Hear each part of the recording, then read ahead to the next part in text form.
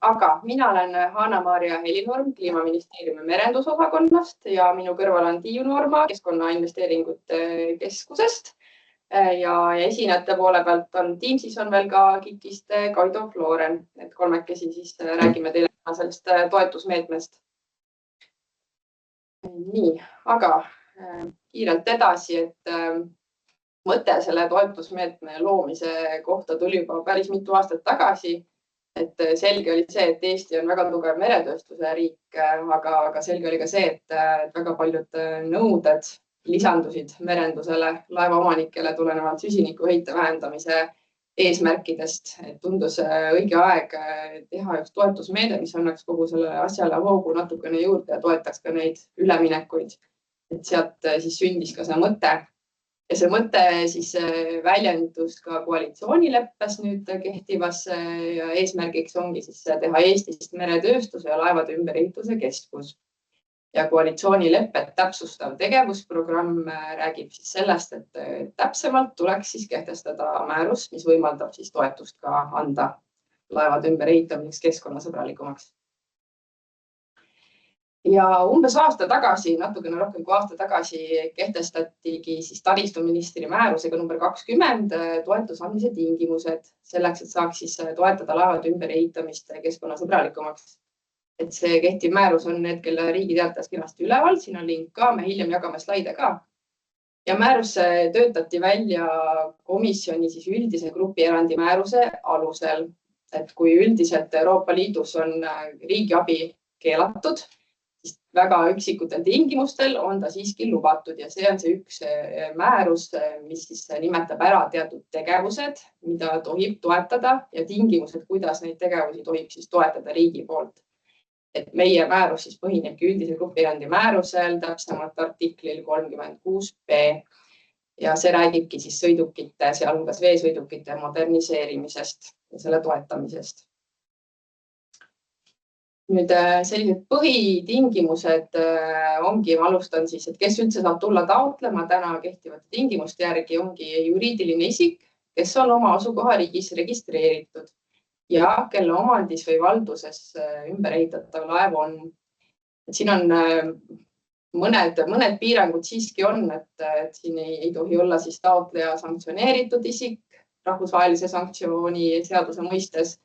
Ei tohi olla siis asukohaga või tegevuskohaga Venemaa Föderatsioonis või Valgevene Vabariigis. Ja tavapäraselt siis tingimused, mis alati lisanduvad toetuste puhul, et maksuvõlad ja nii edasi.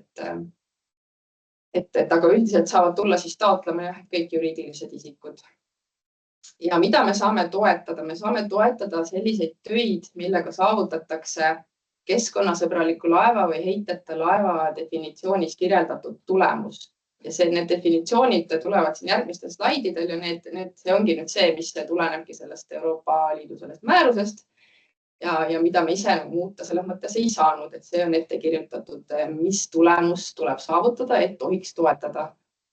Nüüd, kui me räägime vähese tähtsusega abist, see on siis 300 000 eurot kuni tööde osas ja kui seda taotletakse, siis selle eesmärgiks on, selles osas saab toetada töid, mille eesmärk on vähendada laeva kasvuhoonegaaside heidet. Et see on selles mõttes väga laia definitsiooniga, et kõik, mis vähendab heidet, on selle alla. Ja abikõlblikud kulud ongi investeeringukulud selles meetmes. Nüüd laeva osas, millise laevaga üldse saab tulla taotlema toetust, ongi siis tsiviilotstarbeline laev, et tulenevalt Euroopa Liidu taksonoomia reeglitest ei kuulu siia alla siis sõjalaevad, riigi enda ülesannete täitmisel kasutatavad laevad ega ka kalalaevad. Samamoodi seda paraku siin kuidagi laiendada ei saanud rohkem, kui selles määruses on kirjas. Laeva kogumahutavus hetkel siis nõudeks on minimaalselt 300. Samamoodi laev ise ei tohi olla sanktsioneeritud laevade listis ja laeva lipuriik ei tohi olla päris mustas nimekirjas. Ja toetusmeetme kogu eelarve täna on kinnitatud riigieelarve strateegiaga ja seal on siis kogu eelarve 25 miljonit eurot. See on jaotatud aastate peale ära, niimoodi enam-vähem tõusvas tempos. ja siis ühe projekti maksimaalne toetus on 5 miljonit eurot. Ja kui taotletakse lihtsalt vähese tähtsusega abi, siis seal on see maksimaalne summa 300 000 eurot. Ja nüüd ma jõuangi nende definitsioonide juurde, mis tulevad otse siis Euroopa Liidust tulnud määrusest, millest me peame ka ise lähtuma selles toetusmeetmes. Ja siin siis defineeritaksegi ära keskkonnasõbralik laev, et mida me siis saame lugeda keskkonnasõbralikuks laevaks. Ja siin on päris mitu alternatiivi, et selline sõnastus, mis vajab ilmselget süvenemist, et kellel parasjagu milline laev on, millised need ümberehitamise võimalused üldse on, et seda peab siis kindlasti tarkade inseneridega koos mõtlema, et mis need võimalused on, et siin tuleb lihtsalt seda määruse teksti hästi hoolikalt lugeda, et kuna siin on need jaad ja võid ja need erinevad alternatiivid, et see vajab nagu kindlasti süvenemist. Et see teine alternatiiv, see II2, et seal räägitakse konkreetselt eedist, et siis saab võrrelda siis eedi väärtust selle nii-öelda võrdlusbaasiga. Selles osas me teame väga hästi, et eedi ei kohaldu väga paljudele laevadele, mis just vajaksid ümberehitamist. Ja seda me oleme kommunikeerinud ka Euroopa Komisjonile, et see on hetkel probleem. Ja Euroopa Komisjon on välja töötanud ka uue sõnastuse, mis küll paraku hetkel ei ole veel jõustunud, ehk et me hetkel peame ikkagi lähtuma sellest, mis siis kehtivas määruses kirjas on. Ja heiteta laev, siis oluliselt lihtsam määratlus, et laev siis, millel puudub tõesti siis CO2 otseheide. Ja toetuse määr, et kui maksimaalne toetuse summa on 5 miljonit eurot, kui te ehitate laeva ümber keskkonnasõbralikuks või heiteta sõidukiks, siis toetuse määr nüüd on ka erinev. Sõltub siis nendest tegevustest ja ka seostest Eestiga, et kui ehitatakse ümber laeva keskkonnasõbralikuks veesõidukiks, siis on toetuse määr 15% abikõlblikest kuludest. Kui nüüd on seos laeval Eestiga, näiteks siis taotleja laev on külastanud Eesti sadamaid viimase 3 aasta jooksul vähemalt 5 korda või laeva lipuriik on Eesti Vabariik, siis on võimalik toetuse määra suurendada 20%-le. Ja samad protsendid kehtivad ka vähese tähtsusega abi puhul. Samamoodi 15% üldiselt ja 20% siis, kui on seos Eestiga. Ja siis heiteta sõidukiks ümberehitamisel on see toetuse määr 30%, et kõige suurem ja maksimaalne, mida selle määruse alusel üldse sai pakkuda, et siis sõidukile, mis on siis kõige keskkonnasõbralikum ilma heiteta. Ja taotluste esitamine käib Riigi Tugiteenuste Keskuse e-toetuse keskkonnas, et sellest räägib Tiiu natuke hiljem täpsemalt neid nüansse, mida sa teadma peab.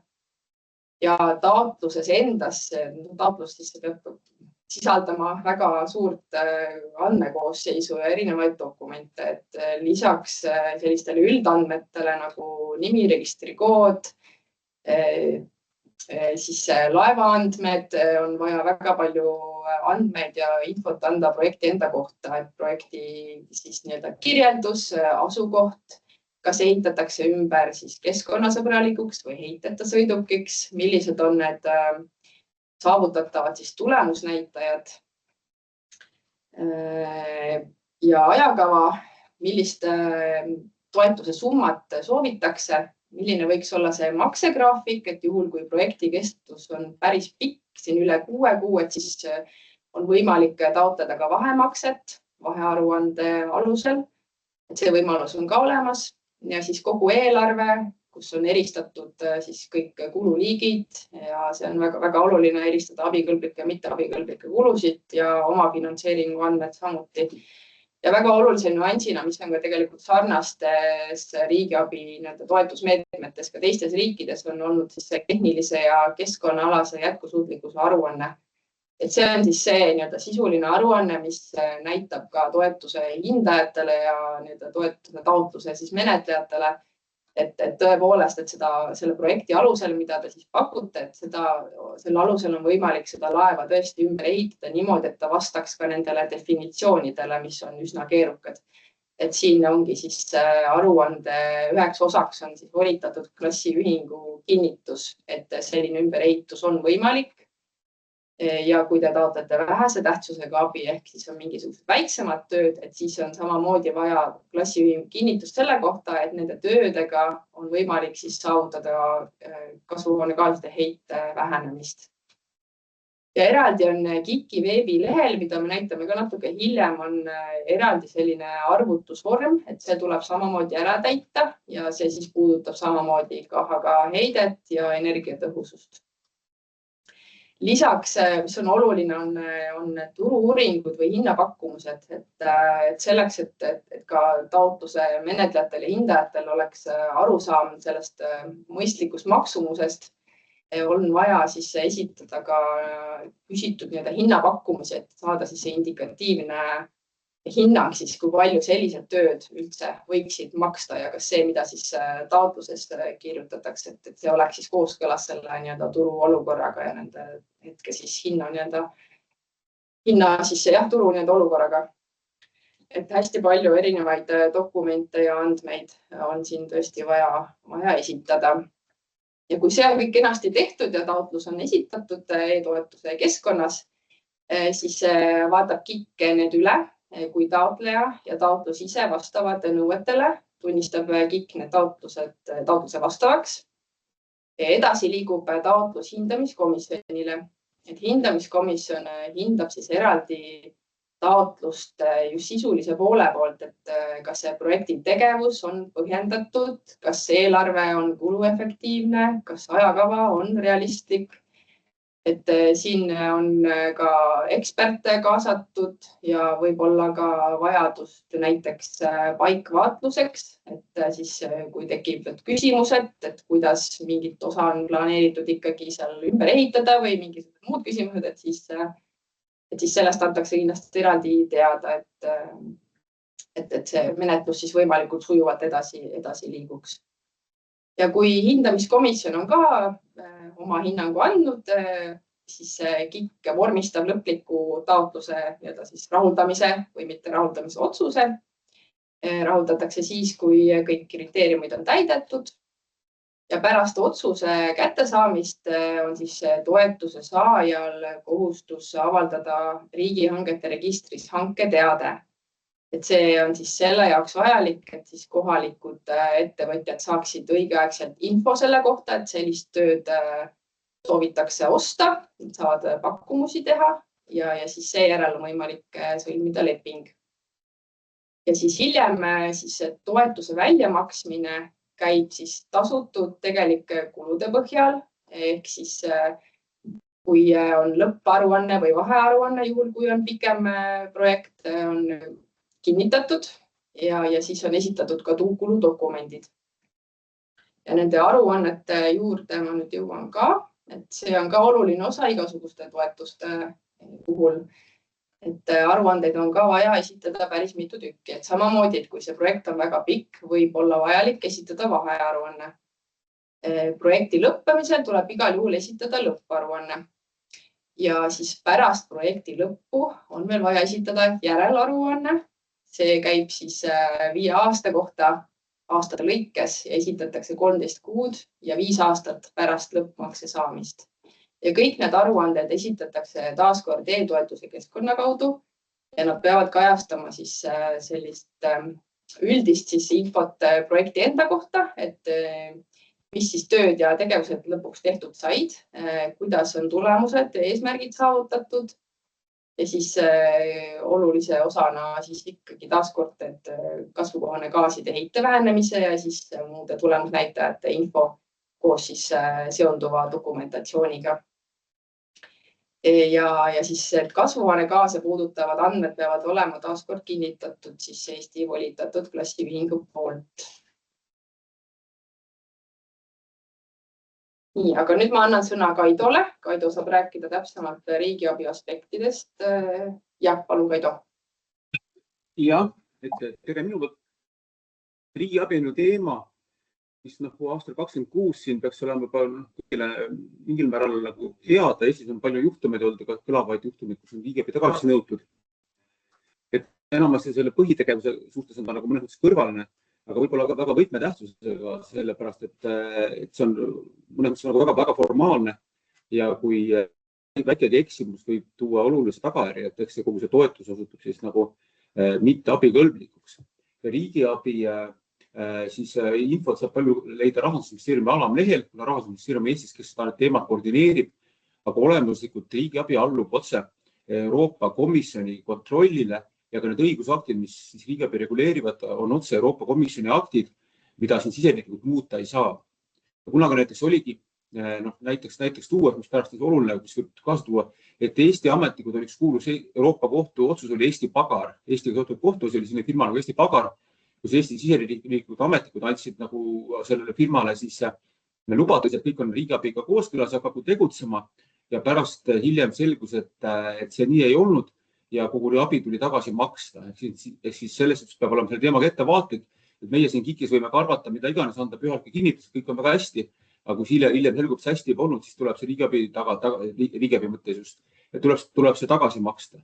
Ja see riigiabi tagasimaksmine ei ole mitte mingi karistus ega sanktsioon mingi rikkumisest, vaid siin loogika on see, et riigiabi on siis nagu see konkurents Euroopa ühise siseturul ja siis selle tagasimaksmisega siis taastatakse see olukord nii, nagu see riigiabi poleks olnud.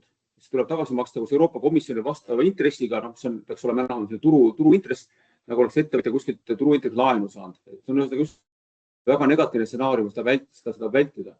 Aga selleks, et riigiabi oleks lubatav, et seda enne mainime, et riigiabi on keelatud sellepärast, et see on Euroopa Liidu põhiseaduses, ehk siis Euroopa Liidu toimimise lepingus, mis on Euroopa Liidus alusleping, on kirjas riigiabi keeld. Loogika on see, et liikmesriik konkureeriks sellega, et üks liikmesriik toetab oma firma, siis teise liikmesriigi firmade vastu, et nad saavad siis mingi konkurentsieelise. Et on eeldusel keelatud ja lubatud siis teatud juhtudel komisjoni õigusaktide alusel, kui komisjon on kaalunud, et see siis see positiivne eesmärk või need tulemus, eesmärk tuleb pigem kaalub üles selle konkurentsi moonutuse. Üks põhiline õigusakt, mille alusel antaksegi vist 90% abist on siis siin viidatud ja ka määruses ilusti toetuse andmise määruses ära nimetatud üldise grupierandi määrus.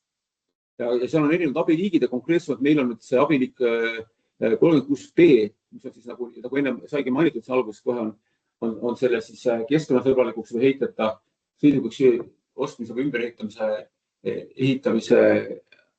abi.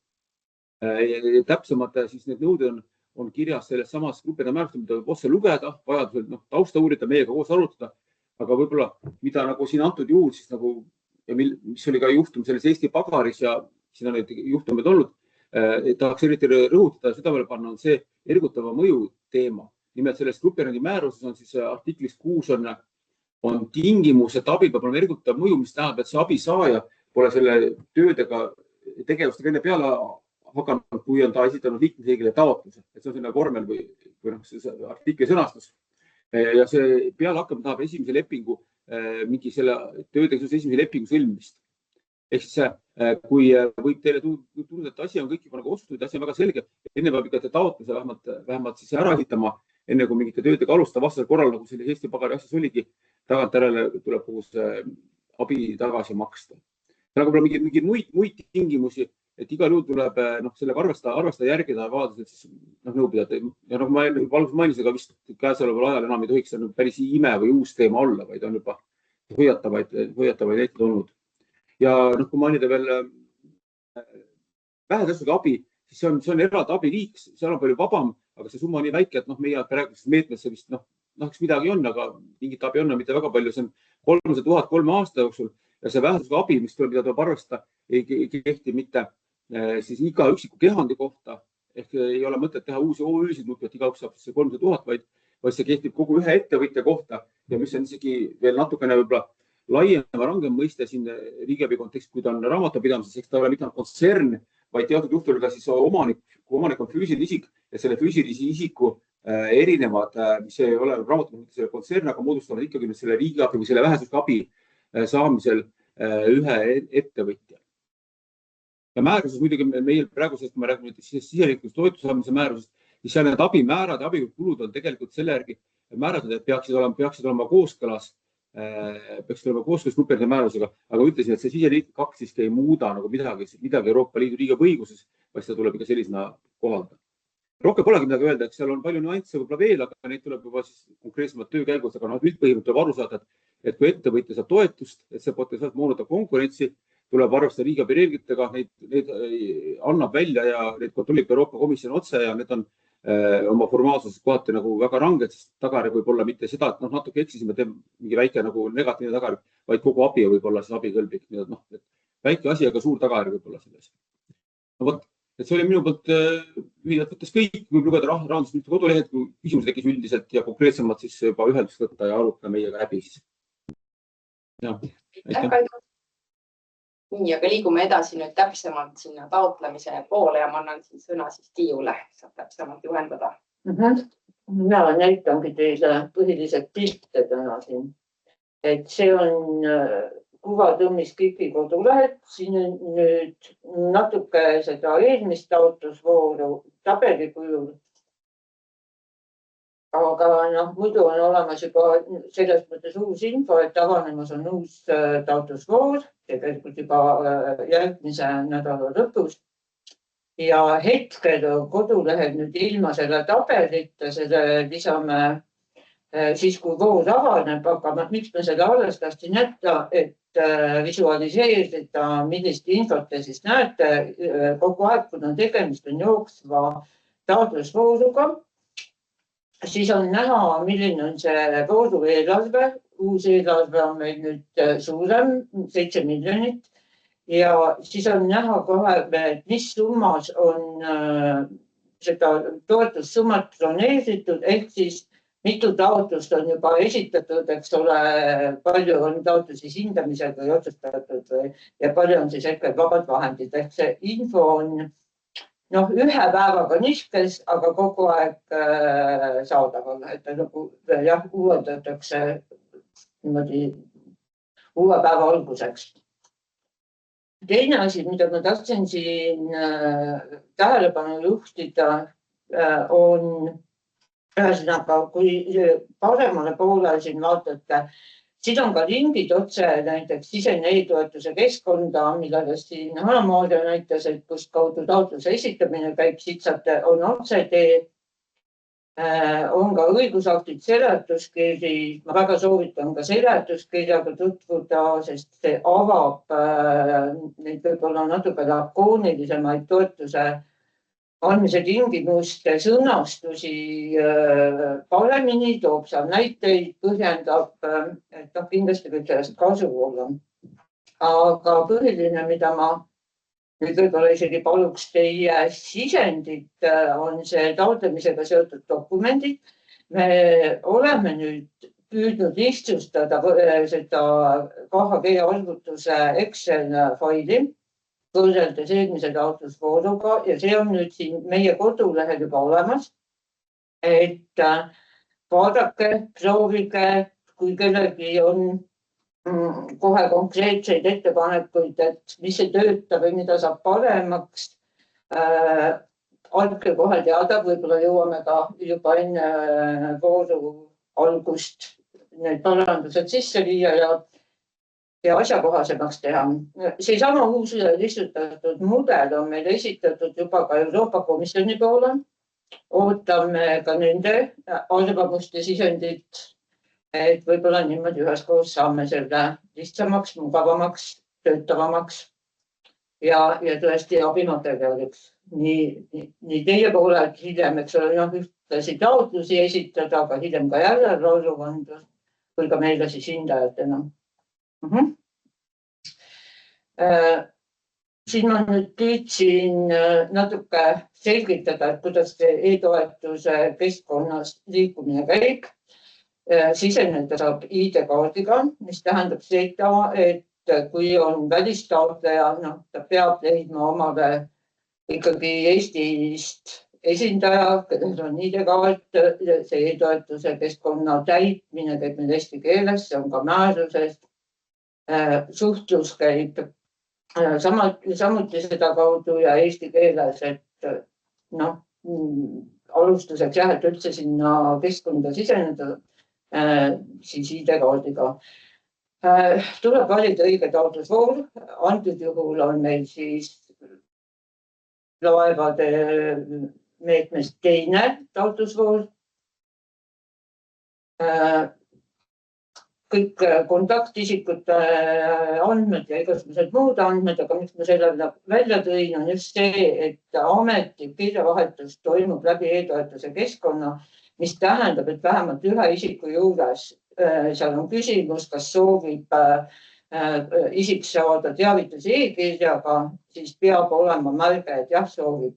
Isiklikult soovitan, et neid isikuid oleks rohkem kui üks, juhul kui keegi puhkab, on eemal. Et see on jah oluline, kogu suhtlus käib seal e-posti kaudu.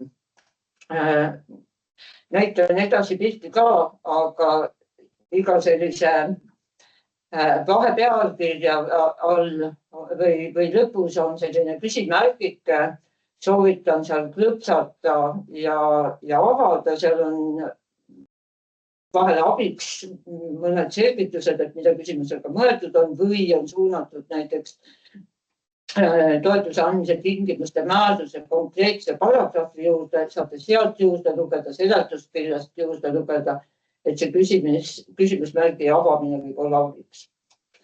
Ja see keskkond on üles ehitatud nüüd sedasi, et ta ei lase teil liikuda lehelt lehele, kui teil on täitmata kohustuslikud väljad. Ja kohustuslikud väljad on märgitud siis sellise punase tärnikesega. Ja mida ma siis olen soovitanud, et kui te tahate näiteks kas näha, millised on järgmise lehe küsimused või ei olegi teatud materjale veel käes, et ühte lehekülge lõpuni täita, siis täitke kas või mingi tähekombinatsiooniga XXX või mida iganes, et te saate sealt edasi, kus on kohustuslik faili lisamine, lisage fail, aga ta ei lase ka siis edasi, kui on tühi fail, nii et tehke Wordi dokument ka XXX, lisage ja salvestage ja minge järgmisele lehele, tulge pärast tagasi, täitke nii nagu peab, kui teil need dokumendid ja vastused on olemas. Ja nüüd siis e-toetuse keskkond iseenesest. Ma tegin siia nüüd need pildid, mis on meie nii-öelda testtaotlus. Mängisin ise ka läbi, et kas töötab ja kas kõik on olemas. Ühesõnaga laevade teise korral test, mida ülal vasakul nurgas näete. Halli peal ongi siis näha need leheküljed erinevad, kuidas liigutakse 1, 2, 3.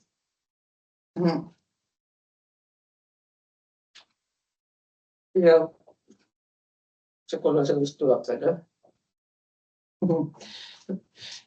Ja see on seesama lehekülg tegelikult. Miks ma siin nüüd teatud kohad kollased tegin, on see, et kui teil on taotlejaks välisettevõtte, täna on siin küll Keskkonnainvesteeringute Keskuse aadress ka Narva maantee õige. Aga kui on välistaotleja, siis ta hetkel ei lase nagu sinna neid aadresse õigesti sisestada. Ja selles esimeses taotlusvoorust me lahendasime olukorda sedasi, et kirjutati sinna aadressid KIK-i aadress ja võtta algus on tehtud kollaseks kontaktisiku täpsustus, et lisadokumendid. Võt sinna saab siis lisada faili, kus on korrektne taotleja aadress.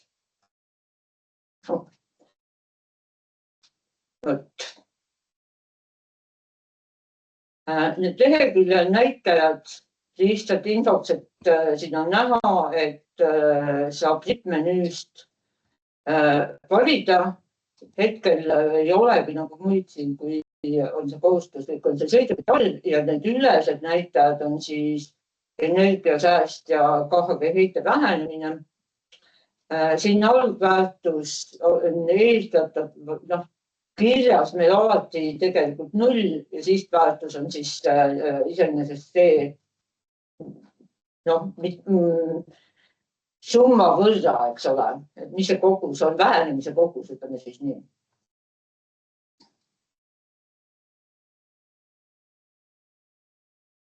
See on eelarveleht, selle ma õigemini tegelikult selle eelarvelehe osa. Ja. Ma soovitan teil siin seda eelarvet suhteliselt lakooniliselt koostada. Alamaaria luges ette, eks ole, taotluse andmise tingimustes, et kuidas peaks eelarve olema detailselt lahti löödud ja see on õige. Aga need andmed pange sinna või see info, pange palun sisu lehele, kus on see tehniline ja keskkonnaalane jätkusuutlikkuse analüüs, see võikski sisaldada ka eelarvet, ajakava ja nii edasi, aga siin lehel, eelarve lehel on mõistlik hoida seda isegi võimalusel ühe reana, nagu siin on toodud hetkel kas ehitustööd. Ja põhjus on selles, et kõik, mis te siia lehele näitajate lehele kirjutate, kandub automaatselt üles, vabandust, räägingi kõvasti, see on eelarveleht, enne seda te täidate tegevuse lehe ja kõik see jutt, mis ma rääkisin, et olid ka tegevuse lehed, need tegevused lakooniliselt, just sellepärast, et kõik need, mis te sinna siis kannate, kanduvad siia eelarve lehele ja siis te peate seda eelarvet pudistama mitme tegevuse vahel. Ehk siis, kui te tegevuse lehele kirjutate, ma ei tea, asjade ost, siis on veel, loete seadmed, üksikasjalikud ehitustööd ja nii edasi, tekib 6 rida ja siis tekib kohe siia eelarve lehele ka 6 rida. Ja see muutub ausalt öeldes ebamõistlikult keerukaks pärast hakata siis veel ka makseid esitama, et millised eelarve read see läheb, tegelikult see ei ole oluline, see võib seda ühe reana seal täiesti olla. Vast ei täpsustatud. Võib ka korra tagasi võtta, et kui te siia eelarve reale, kus on ehitus, kirjutate abikõlbliku summa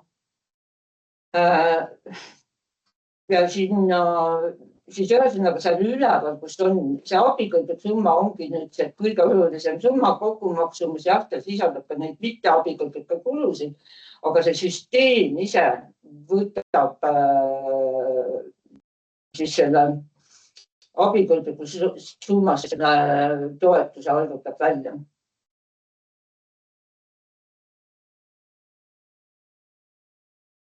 Ja võib-olla lihtsalt kokkuvõtteks ütlen nagu Kaido, et kui on küsimusi, siis võtke ühendust, helistage, kirjutage, kui ongi mingi konkreetset probleem, ongi targem võib-olla natuke lühidalt kirjutada, lepime kokku, saame kokku, arutame, et igaühel on võib-olla erinevad probleemid, et niimoodi edasi üle platsi on natuke keeruline neid kõiki lahendada või lahendusi pakkuda. Jah, et eesmärk oligi täna anda ülevaade sellistest üldiselt siis meetme tingimustest, et loomulikult igaühe laev on erinev, igaühe tegevusvõimalused on erinevad, et siinkohal ongi üleskutse tõesti, et võtke julgelt ühendust Tiiuga, võtke julgelt ühendust minuga, kui on mingi segadus või ei saa aru mõnest sättest, mida iganes, et võtke julgelt ühendust ja ootame tõesti kõiki ka siis taotlema uues taotlusvoorud, mis avaneb 5. juunil, et eelarve siis 7 miljonit eurot, et täitsa miskit on, et meil oleks väga hea meel, kui need taotlejad oleks, et siis on meil ka võimalus küsida sellele meetmele ka suuremat kogurahastust tulevikus, et igal juhul küsimuste korral võtke ühendust või küsige ka praegu nüüd on võimalus, kui keegi soovib küsida, siis võib tõsta käe püsti. Vaadake siis palun üle HHV Excel tabel, et kui on häid ettepanekuid. Ja nii palju infoks ütlen ka, et mõned juba teavad, aga me oleme paralleelselt läbi rääkimas Euroopa Komisjoniga selleks, et neid tänaseid siis hästi piiratud tingimusi laiendada niimoodi, et oleks võimalik ümber ehitada rohkem laevu. Et mis just puudutab selle keskkonnasõbraliku laeva väga piiratud definitsiooni, et selles osas meil on hetkel tõesti aktiivne töö käimas ja hetkel on pall siis Euroopa Komisjoni käes, et ootame nende siis viimast tagasisidet. Töötame ka selles suunas, aga hetkel jah, et need kehtivad tingimused on need samad, mis on meil kehtivas määruses kirjas ja ootame kõiki taotlema. Ja kui on küsimusi, siis nüüd võib küsida.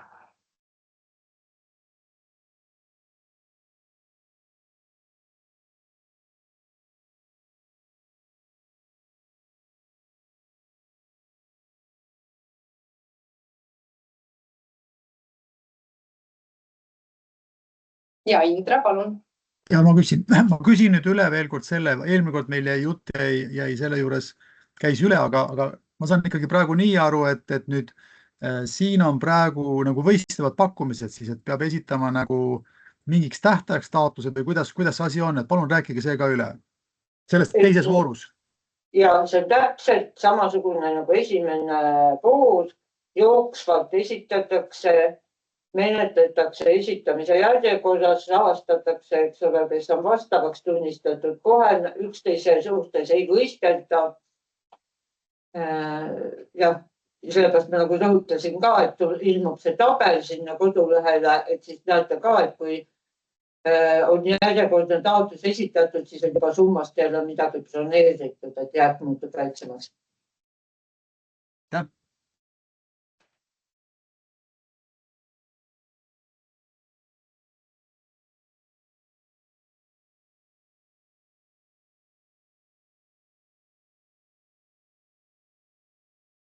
Hästi, aga kui rohkem küsimusi hetkel ei ole, siis nagu juba mitu korda ütlesime, et võtke julgelt ühenduskirja või telefoni teel, et need slaidid me paneme ka ülesse, jagame linki, et sealt saab kontakte vajadusel, vaadata ka need slaide uuesti üle. Ja seesama infotund ka on salvestatud ja jagame seda ka, et siis puudujad saavad ka üle kuulata uuesti. Aga meie poolt ja Jaak, palun. Ja, et kas oleks võimalik võib-olla sinna see infotund ka kodulehel üles panna lingina või see ei ole võimalik? Ja, kindlasti me vaatame täpsemalt järele, kas see läheb nüüd KIK-i kodulehele või Kliimaministeeriumi omale, võib-olla otstarbekam on isegi KIK-i kodulehele panna. Siis on kogu see info selles. Paljude meetmete puhul on ta ilusti juurde pandud ja kellel on aega saab natuke järgi vaadata ja mõtiskle, kes võib-olla tõesti ei ole üldse kursis selle teema. Aitäh! Ja, aitäh ettepaneku eest!